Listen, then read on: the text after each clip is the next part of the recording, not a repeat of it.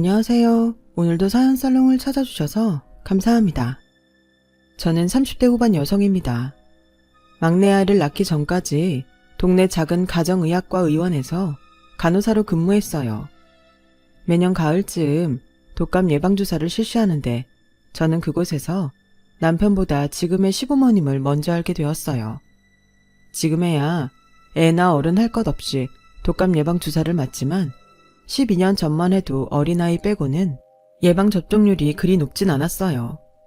그래도 연세가 있으신 분은 종종 주사를 맞으러 오셨는데 그때 전 지금의 시부모님을 처음 보게 되었어요.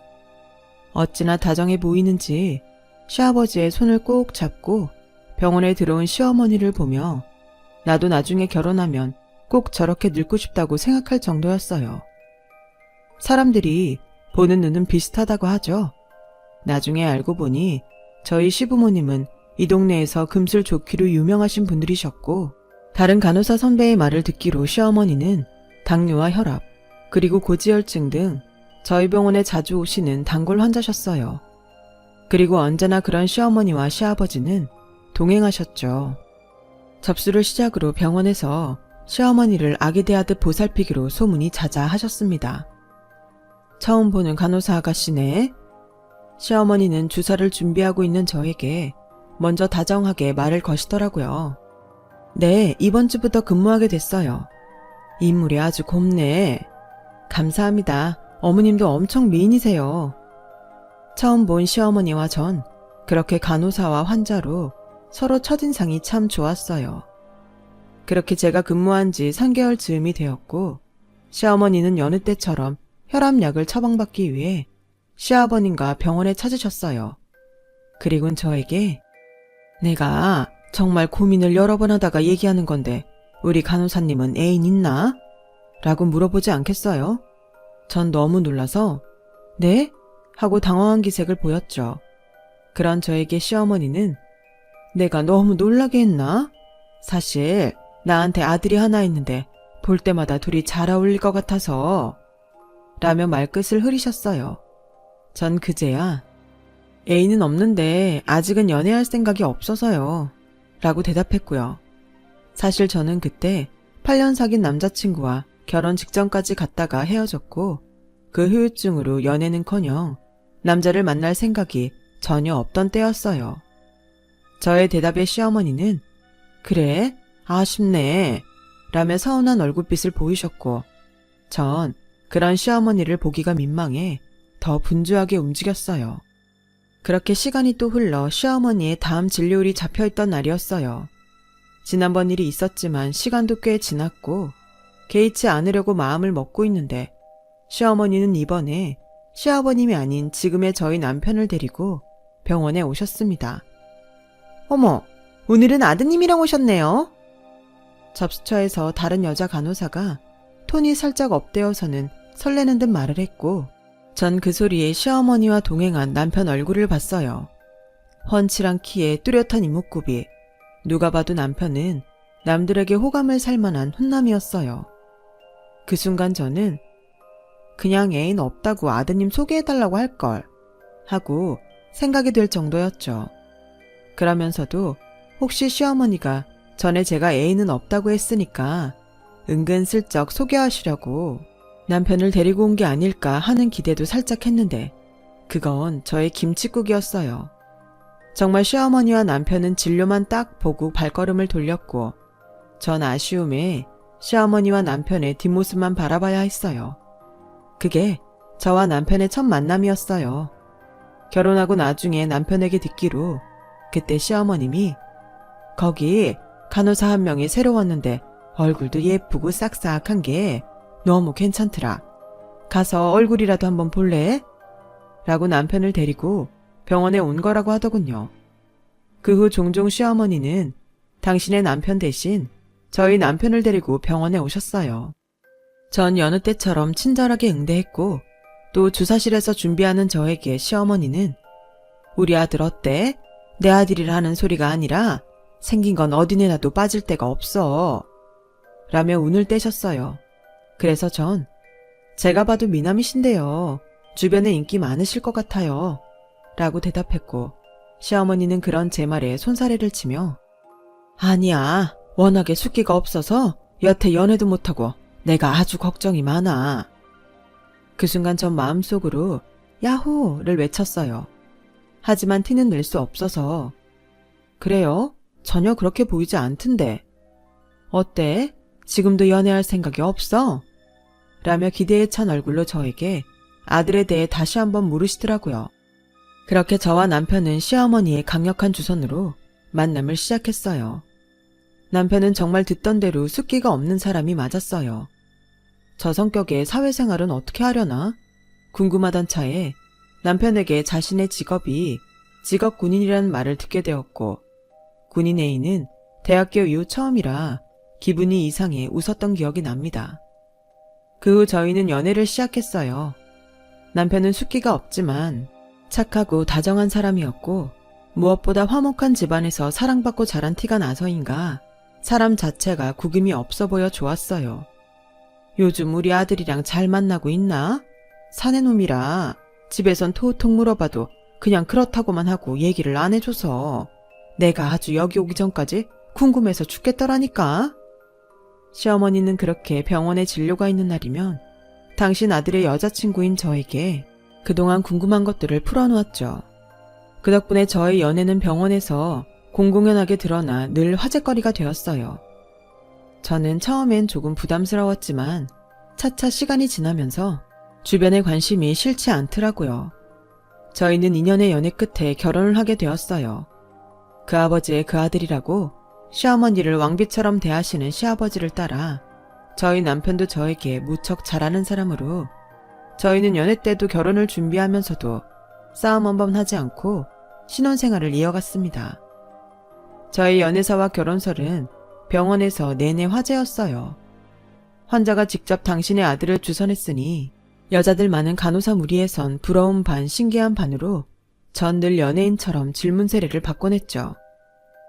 자기 시아버님은 집에서도 그렇게 어머니한테 잘해? 사실 우리 사이에선 남편이 젊었을 때 속 꽤 썩이고 저러시는 거 아닌가 했었거든. 그 순간 저는 그런 게 왜 궁금할까 하며 이제 저도 식구라고 그 말이 꽤 기분이 좋지 않더라고요. 집에선 더 엄청 잘하세요. 우리 아버님은 그냥 그런 게 몸에 배인 사람인 것 같아요. 나중에 저 없을 때 또 누가 그런 소리 하면 그땐 언니가 저 대신 아니라고 말 좀 해주세요. 라고 말했어요. 그러자 간호사 선배 언니는 어색하게 웃으며 알겠다고 하곤 딴청을 피우다 다른 곳으로 가더라고요. 전 그 모습에 속이 다 시원했습니다. 그때였어요. 진료일도 아닌데 시어머니와 시아버지께서 병원에 오셨고 손엔 분식집을 털어오신 듯 묵직한 봉투가 2개나 들려 있었습니다. 어머님 아버님 여긴 어쩐 일로? 요 앞에 시장 보러 왔다가 간식이나 좀 사줄까 하고 왔다. 혹시 방해되는 건 아니지? 시어머니는 저에게 혹시나 민폐일까 물었고 전 아니라고 괜찮다고 말했어요. 내가 병원에 냄새나고 안 좋아할 거라고 해도 네 시어머니가 한 사코 사들고 가자고 하지 않겠냐. 요즘 내가 이 사람한테서 너 때문에 순번이 뺏겼다. 내가 좋아하는 약과는 걸어가기 멀다고 안 사주고 내가 아주 너한테 질투가 나서 못 살아. 아버님은 그렇게 농담처럼 말했고 전 웃으며 두 분의 모습에 흐뭇해서 얼굴 가득 미소를 지었어요. 덕분에 간식 턱도 싸서 주변엔 시댁 잘 만났다며 부러움까지 사고 퇴근하기 전까지 내내 기분이 좋더군요. 저희는 관사가 아닌 시댁 근처 작은 빌라에 신혼집을 얻어 살고 있었는데 직업군인 남편이 종종 훈련 때문에 집에 오지 않으면 전 마치 딸처럼 시댁에 가서 지내곤 했어요. 저로서는 밥도 얻어먹고 집안일도 안 해도 되니 안 올 이유가 없었죠. 그런 저를 시부모님은 물론이고 남편도 싹싹한 며느리라며 좋아했어요. 한 치 앞도 모르면서 제 앞날은 지금처럼 계속 아무 일 없을 거라고 생각했죠. 시어머니가 쓰러지시기 전까지요. 지병을 앓고 계셨지만 워낙에 관리를 잘하고 계셔서 큰 걱정은 없었던 저는 시어머니가 쓰러져 구급차에 실려갔다는 소식을 듣고 놀라서 근무 중에 큰 병원 응급실을 찾았어요. 그런데 이상하게도 늘 어머니 옆에 붙어 계시는 아버님이 보이지 않았어요. 그리고 잠시 후 아버님이 아닌 부대에서 소식을 들은 남편이 병원에 도착하더라고요. 어머니는 당뇨병성 케톤산 혈증이었어요. 저는 어머님의 검사 결과가 나오기 전부터 계속 아버님에게 전화를 걸었지만 핸드폰 전원이 꺼져 있었고 의식이 희미하셨던 어머니는 곧 의식을 찾으셨죠. 하지만 그렇게 시어머니를 다시 댁으로 모시기는 불안했어요. 그래서 저희는 입원 소속을 밟았고요. 그렇게 병원에 시어머니를 모셨고 시어머니는 종훈이는 밖에 잠깐만 나가 있어라. 서희랑 할 얘기가 있어. 라고 하시더라고요. 전 그렇게 시어머니와 단둘이 병실에 남았어요. 지금부터 내가 하는 말 잘 듣고 네가 내 부탁 좀 들어줘야겠다. 어머니는 그렇게 말씀을 시작하셨고 전 듣는 내내 믿을 수 없는 사실에 입을 다물지 못했습니다.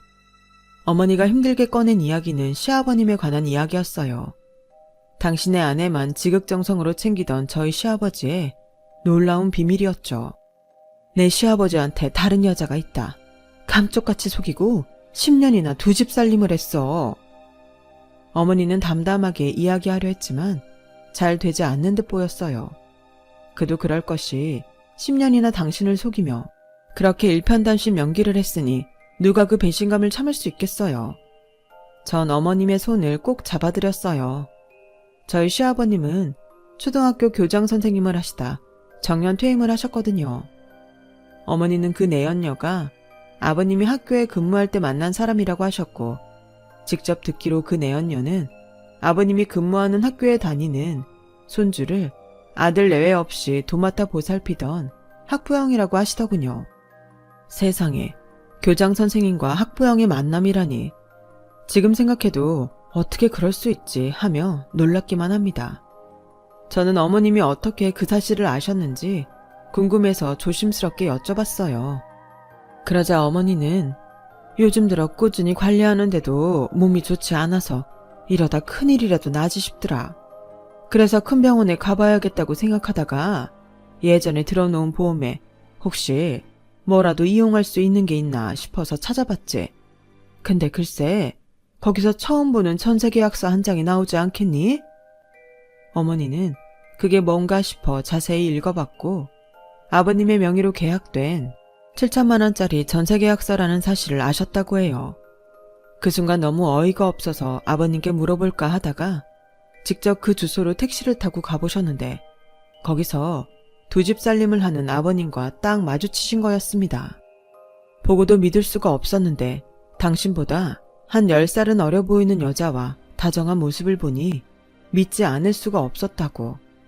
그래서 당장에 아버님과 내연녀 앞으로 가서 난생 처음으로 아버님의 멱살을 잡으셨대요. 그러자 놀라신 아버님은 당황하시다가 어차피 알게 된 거 어쩔 수 없다는 듯 당신의 바람을 커밍아웃 하셨답니다. 그리고 더 황당하게 아버님은 저희 어머님께 이혼해도 좋고 별거해도 좋아. 당신이 원하는 대로 해줄게. 라며 당당하게 말씀하셨대요. 시어머니는 그 충격에 혈압이 오르셨고 마치 온몸으로 분노가 폭발하듯 복통과 함께 앞이 보이지 않더니 그 자리에서 쓰러지셨다고 하더라고요. 전 들어도 도무지 믿을 수가 없었어요. 그렇게 어머니만 위하셨던 아버님이 10년이나 다른 여자를, 그것도 살림을 차렸다는 게 상상조차 되지 않았거든요. 하지만 나중에 구급대를 통해 알게 된 사실에 전 어머니의 말을 믿지 않을 수 없었는데요. 황당하게도 저희 어머님은 아버님의 내연녀가 신고한 구급차에 실려오셨더라고요. 저는 마치 제 남편이 저를 속인 듯 화가 나서 아버님께 직접 확인해야겠다고 흥분했어요. 하지만 어머니는 그런 저를 말리며 동네에 보는 눈도 많고 저희 남편이 알면 충격에 빠질 거라 이 일을 조용히 덮고 싶다고 하셨습니다. 저는 그런 어머니가 답답해서 10년 동안 감쪽같이 속으셨는데 안 억울하세요? 저는 조용히는 못 덮어요. 오빠한테 얘기해서 그 내연녀도 가만 안 둘 거예요. 라고 말했고 시어머니는 제 손을 잡으시며 당신 부탁이니 제발 조용히 내연녀를 정리할 방법을 알아봐달라고 하셨죠. 저는 마치 큰 숙제를 받고 돌아온 사람처럼 집에 와서 끙끙 앓았어요. 소문이라도 날까 싶어 누구한테도 의논하지 못하고 혼자만 소갈이해야 했어요. 저는 일요일에 남편에게 어머니의 병간호를 맡기고 친정에 일이 있다고 거짓말을 하고는 그리고 어머니에게 받은 주소로 찾아갔습니다. 택시에서 내리자 적당히 연식이 있어 보이는 빌라 앞에 와 있었고 떨리는 손으로 초인종을 누르고 현관문이 열리기까지 마른 침을 삼키며 긴장했어요. 그리고 곧이어 문이 열리고 아버님의 내연녀로 보이는 분과 마주하게 되었습니다. 누구세요? 그분은 저를 알 리 없으니 낯선 이를 보듯 누구냐고 물었고 전 곽동근 씨 며느리예요 라고 말했어요. 제 말이 끝나자 그분의 얼굴은 순식간에 어쩔 줄 몰라 하는 얼굴로 바뀌었고 아버님은 지금 외출 중이라 들어와서 이야기하자고 저를 안으로 안내했어요. 집 안으로 들어가니 누가 봐도 살림집의 모습이었죠. 아버님의 내연녀는 저에게 차를 내주며 저희 어머니를 걱정하는 듯 괜찮으시냐고 물었습니다. 단도직입적으로 말씀드릴게요. 원하시는 게 뭐예요?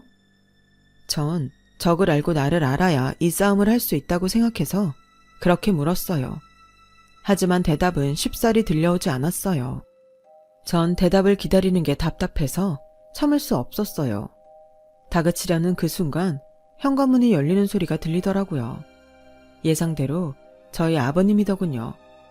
시장이라도 다녀오신 듯 바퀴 달린 장바구니를 들고 오셨는데 예상하지 못한 저희 등장으로 아버님은 놀라신 듯 보였습니다. 너까지 나설 거 없다. 네 시어머니 말 듣고 온 모양인데 나랑 얘기하자. 저 사람 아무런 잘못 없어. 그러니 애먼 사람 괴롭히지 말고 나와서 나랑 얘기하자. 평소 저를 예뻐해 주시던 아버님의 모습은 오간데 없고 저를 다그치며 나오라는 아버님의 말투와 행동에 저는 적지 않게 당황했어요. 하지만 그래도 어른인데 제가 버틸 수 있는 재간이 있나요? 아버님 말씀대로 전 밖으로 나와야 했죠. 아버님, 지금 어머니 병원에 계세요. 앞으로 그 죄책감 어쩌려고 그러셨어요? 전 아버님을 최대한 달래서 이야기를 잘 해보고 싶었어요. 하지만 내 잘못이다. 내가 허술해서 집사람이 다 알게 됐어. 라고 하셨고 전 당신이 치밀하지 못했다는 아버님의 말씀에 할 말을 잃고 말았어요. 잘 들어라. 아마 너도 이해는 가지 않을 테지만 저 집에 있는 사람은 내 오래된 짝이다. 없는 살림에 임용고시 본다고 식도 올리지 못하고 고생만 시키다 헤어진 내 조강지처야. 이미 할 말을 잃은 저였는데 아버님의 조강지처 말에 전 정신이 아득하게 멀어지는 듯 꿈을 꾸고 있는 것 같았어요. 그래도 애써 정신줄을 부여잡고 전 설마 어머님도 그 사실을 아세요? 라고 물었고 아버님은 아니라는 듯 고개를 저으시더군요. 순간 전 안도의 한숨이 나왔어요. 이런 순간에 다행이라고 생각하는 건 웃긴 일인데 이 일마저 어머니가 알게 되시면 그 다음은 어쩔까 싶어 무서웠습니다. 지금은 혼란스럽지만 난 네 시어머니가 하자는 대로 할 생각이다. 어머님은 남들이 알까 무서워하세요. 이런 말 제가 하게 돼서 좀 그렇긴 한데 아무리 먼저 인연이 있던 분이지만 정리하시고 예전으로 돌아오시는 건 불가능할까요? 사람이 어떻게 그러냐. 이미 다 아는 걸 몰랐던 듯 살 수가 있어. 게다가 그럼 난 또 저 사람을 2번 버려야 한다. 저 사람도 그리고 내 시어머니도 내가 죽을 때까지 책임질 생각이었는데 아버님은 그 후 말을 잇지 못하셨어요. 안에 계신 분을 2번 버릴 수 없다는 아버님의 말씀에 무슨 이야기를 한들 소용이 없다는 생각이 들어 아무 말도 하지 않았습니다. 결국 직접적으로 듣지 못했지만 아버님의 답은 예전으로 돌아갈 수 없다 였어요. 전 그 길로 병실에 계신 어머니를 찾았고 남편에게 집에 가서 쉬라고 돌려보냈어요. 어머니, 아버님 뵙고 왔는데 저 그 부탁 못 들어드릴 것 같아요. 어머니는 제 말에 많이 상심하신 듯 표정이 어두워지셨어요. 저는 그런 어머니의 손을 잡고 이렇게 말했습니다. 지금이야 덥고 예전으로 돌아가고 싶으시지만 이미 일어난 사실은 변하지 않잖아요. 힘드시겠지만 지금이라도 어머니를 위한 선택을 하시는 게 좋을 것 같아요. 압니다. 제 말이 저희 어머니께 와닿지 않을 거라는 거. 그래도 이미 10년이나 나를 배신한 사람과 계속 함께 한다는 건 어머니 스스로를 더 괴롭게 할 거라는 걸 이야기하고 싶었어요.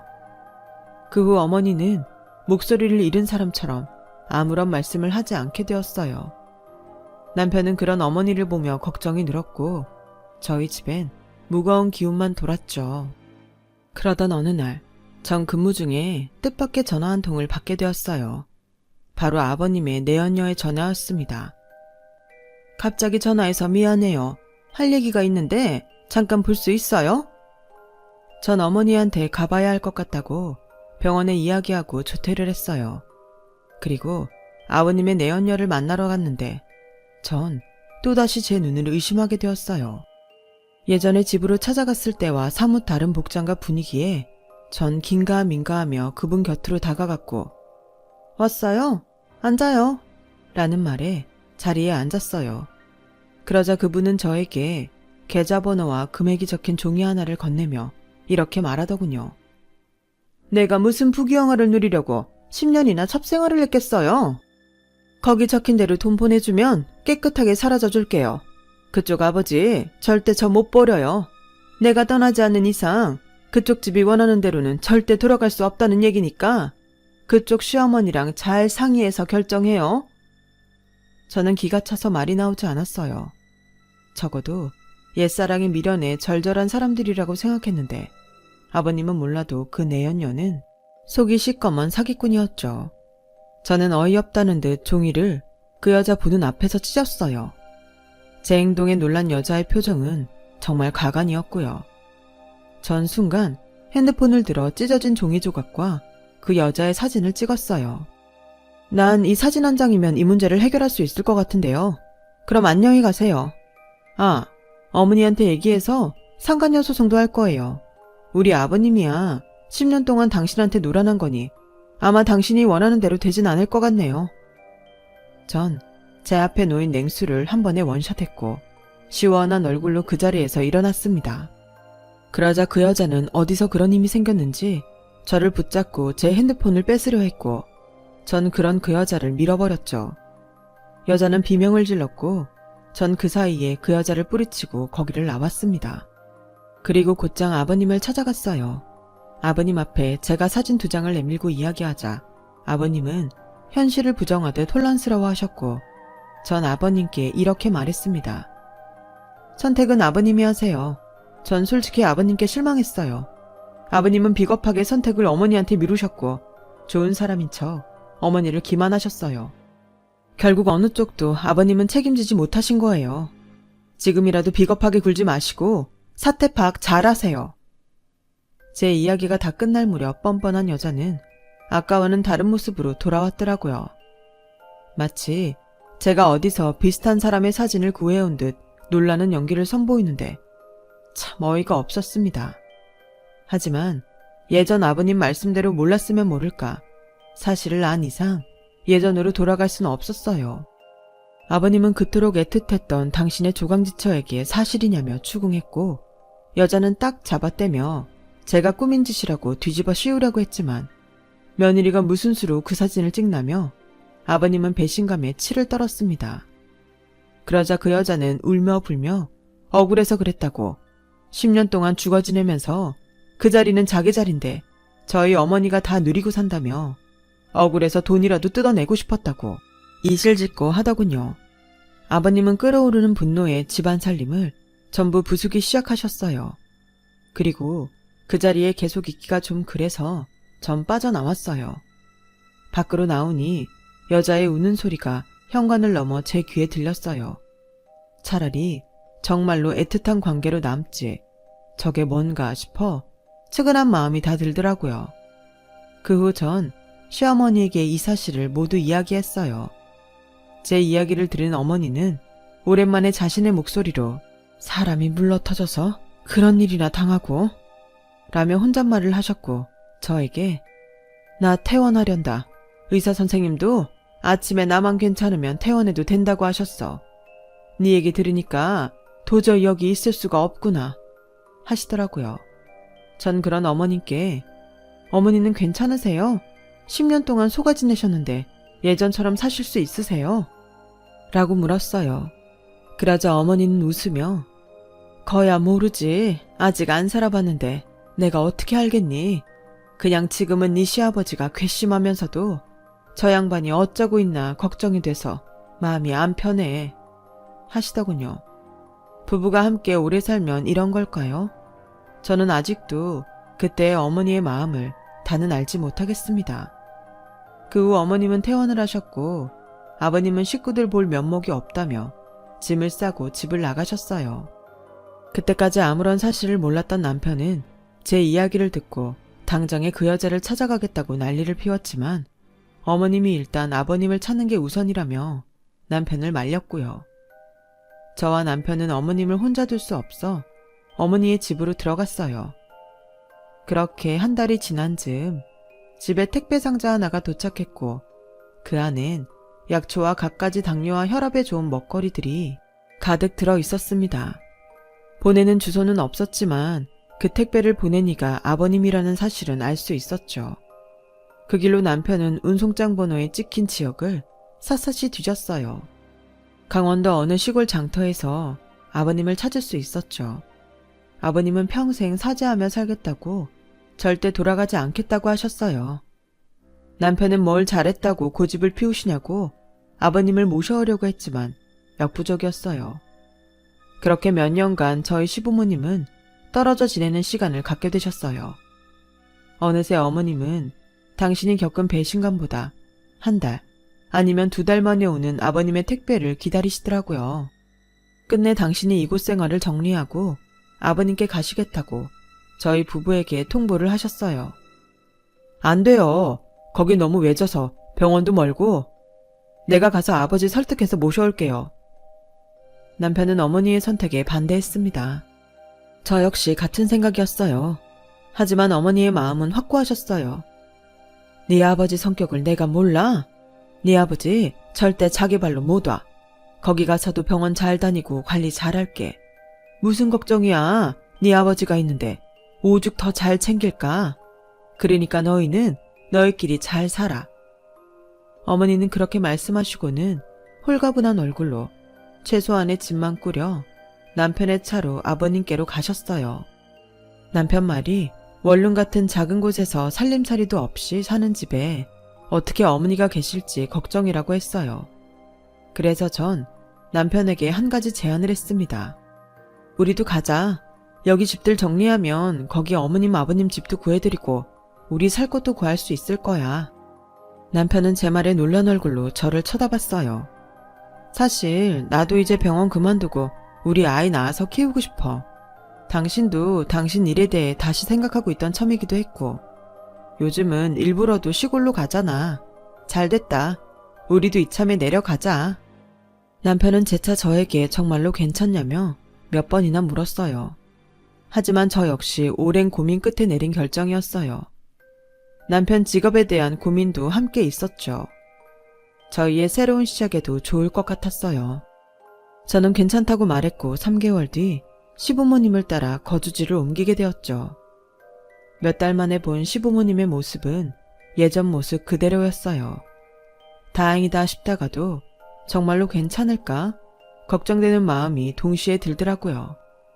그런 저에게 어머니는 제 마음을 안다는 듯 저에게 슬쩍 다가와 너도 살다 보면 별의 별일 다 겪겠지만 내가 먼저 살아보니 그래도 부부는 떨어져 있는 것보다 같이 있는 게 더 낫더라.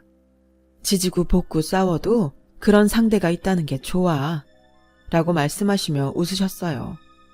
전 그 웃음에 비로소 마음이 놓였고 아버님은 예전부터 더욱 어머니를 극진하게 대하시며 12년이 지난 지금까지 아무 일도 없었다는 듯 살고 계십니다.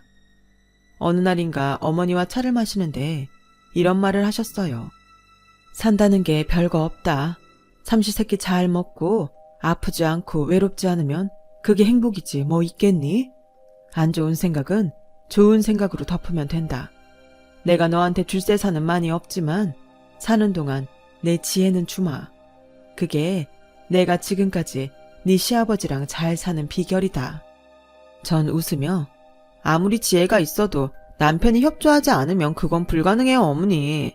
그냥 재산을 주시는 게 제가 좀 더 빨리 행복할 것 같아요. 라고 농담으로 말했고 어머니는 당황한 얼굴이셨다가 크게 웃으셨어요. 저희는 그렇게 사소한 일에도 웃고 살려고 합니다. 요즘은 아이들까지 있어 저희 가족은 웃는 날이 더 많아졌어요. 그 덕분인가 어머니의 건강은 더욱 좋아지셨고요. 요즘 사소한 것도 많이 웃고 살아요. 그러면 웃으면 그 웃음이 또 웃음을 데리고 오는 것 같습니다. 그렇게 살다 보면 그게 화목이고 행복이 아닐까요? 지금까지 긴 이야기 들어주셔서 감사합니다.